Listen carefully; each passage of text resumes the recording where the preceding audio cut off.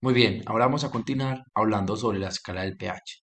Esta escala mide el grado de acidez de un objeto.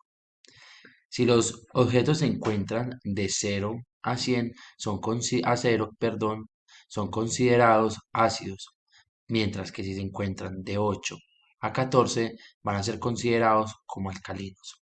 Teniendo en cuenta lo dicho anteriormente, entre más alejados estén del 7, en esta parte de arriba, más ácidos van a ser. Mientras más alejados se encuentren del 7, en esta parte inferior, más alcalinos van a ser. Bien, en la parte del medio encontramos el 7, acá es denominado como parte neutral. Acá hace parte la molécula del agua. En este ejemplo podemos observar cómo la batería es demasiado ácida, mientras que el líquido es demasiado alcalino.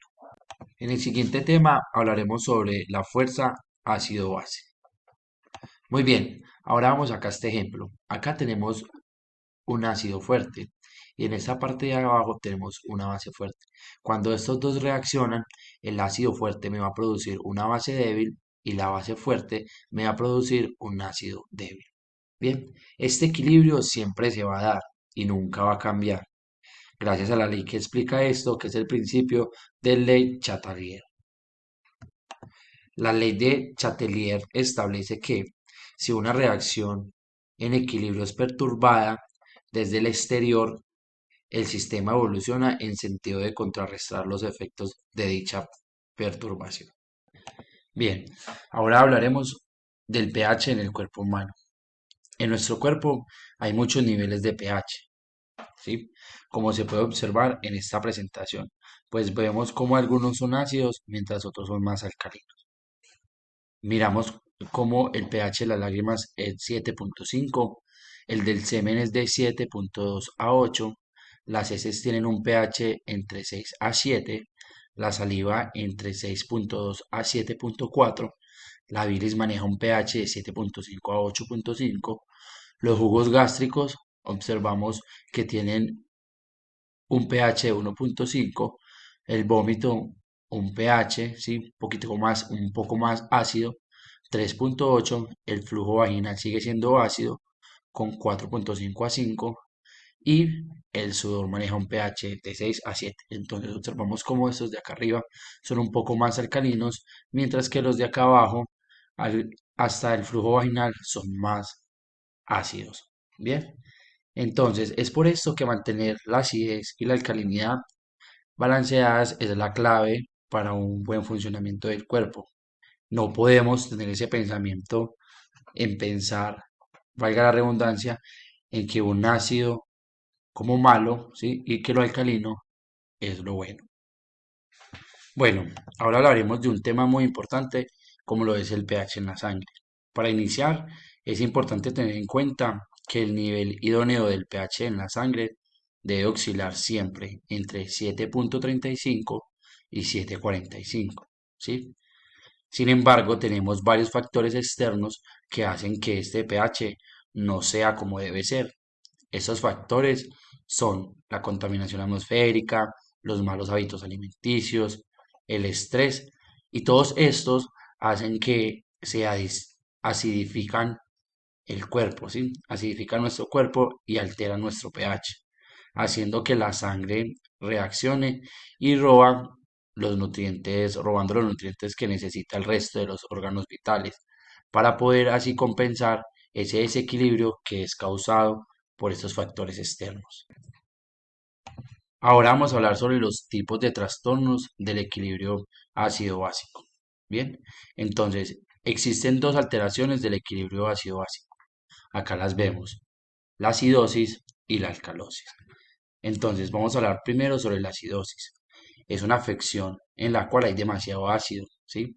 En los líquidos del cuerpo. Es lo opuesto a la alcalosis. Entonces, los riñones y los pulmones son los que mantienen el equilibrio de los químicos, llamados ácidos y bases en el cuerpo. La acidosis ocurre cuando este ácido se acumula o cuando el bicarbonato se pierde. Sin embargo, existen dos clasificaciones en la acidosis. Una es acidosis respiratoria y la otra es acidosis metabólica. Cuando hablamos de acidosis respiratoria se presenta cuando hay demasiado dióxido de carbono en el cuerpo. Este tipo de acidosis generalmente se presenta cuando el cuerpo es incapaz de eliminar suficiente el dióxido de carbono en los organismos a través de la respiración.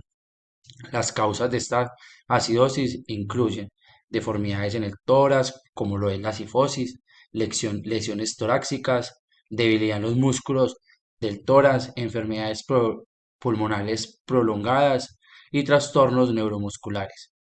Finalmente existe la acidosis metabólica, ¿sí? Esta se desarrolla cuando se produce demasiado ácido en el cuerpo y también puede ocurrir cuando los riñones no son capaces de eliminar suficiente el ácido del organismo. Ahora hablaremos sobre la alcalosis. Bien, cuando hablamos de la alcalosis, nos dicen que es una afección provocada por el exceso de bases en los líquidos del cuerpo, la disminución del nivel de dióxido de carbono o el aumento de niveles de bicarbonato hacen que el cuerpo esté demasiado alcalino, una afección llamada alcalosis. Como en la alcalosis, la alcalosis se divide, como en la acidosis, perdón, en la alcalosis se divide también en respiratoria y en metabólica. Entonces, cuando hablamos de la alcalosis respiratoria, es ocasionada por un nivel bajo de dióxido de carbono en la sangre. Esto se puede dar por diferentes factores. Entre ellos está la fiebre, estar a grandes alturas, la falta de oxígeno, enfermedades hepáticas o enfermedades pulmonares, ¿sí? Que llevan a la persona a respirar más rápido, también conocido como una hiperventilación. Mientras que la alcalosis metabólica es ocasionada por demasiado bicarbonato en la sangre. Puede ocurrir debido a ciertas enfermedades renales. Bien, hablaremos sobre la compensación de los trastornos ácido-bases. Acá cada alteración de tipo ácido-base provoca mecanismos de regulación automáticos. Estos intentan devolver el pH de la sangre a su estado normal. Sin embargo, se encuentran tres mecanismos de compensación. Como primero tenemos el intercambio iónico, luego tenemos una compensación respiratoria y también una compensación renal. Cuando hablamos en el intercambio iónico, están los amortiguadores buffer o tampón, las proteínas y los fosfatos. En la compensación respiratoria tenemos una disminución y un aumento de dióxido de carbono.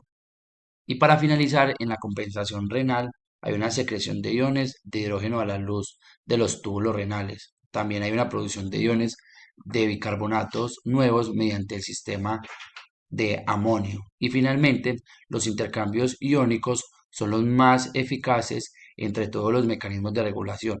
Así que hablaremos un poco más sobre ellos. Amortiguadores buffer o tampón. Estos ayudan a mantener constante la concentración de iones de hidrógeno. Existen sustancias que son buffer o amortiguadores ácido-base. ¿Qué es un amortiguador ácido-base? Pues bueno, es la mezcla de un ácido débil y su sal. Si la concentración de hidrógeno del medio disminuye, el ácido cede protones al medio, impidiendo pues que el pH se eleve significativamente. Inversamente, ocurre cuando la concentración de hidrógeno se eleva. La sal se combina con el hidrógeno, impidiendo que el pH descienda marcadamente. Bueno, ahora hablaremos sobre proteínas y aminoácidos. Los aminoácidos y las proteínas son electrolitos anfóteros, es decir, pueden tanto ceder protones como captarlos a un determinado pH, tener ambos comportamientos al mismo tiempo. La carga depende del pH del medio. En un medio muy básico se cargan negativamente, mientras que en un medio fuertemente ácido lo hacen positivamente. Desde el punto fisiológico, este tipo de amortiguador resulta especial de interés a nivel tisular. Bien, ahora hablaremos sobre el fosfato. El sistema de tampón de fosfato consiste principalmente en el par de amortiguamiento de hidrógeno fosfato y los monohidrógeno fosfato. El pH de forma ácida entre 6 y 8, de modo que el pH que va alrededor de 7 a 0, la forma de ácido puede donar un protón fácilmente. y la forma de base puede aceptar un protón. Hablaremos sobre la importancia del ion de hidrógeno. Es un papel fundamental en la generación de energía. También juega un papel importante en la endocitosis. Se afecta la estructura y la función de las proteínas. Y por último, afecta la velocidad de la mayoría de las reacciones de la bioquímica. Equilibrio del pH en el organismo. Entonces, recordemos algo importante en este punto. Como primer punto, debemos mantener la acidez y la alcalinidad balanceada, pues es la clave para un buen funcionamiento de nuestro cuerpo. Otro punto es que no podemos pensar en ácido como malo y alcalino como bueno. La nutrición es vital para lograr ese estado óptimo.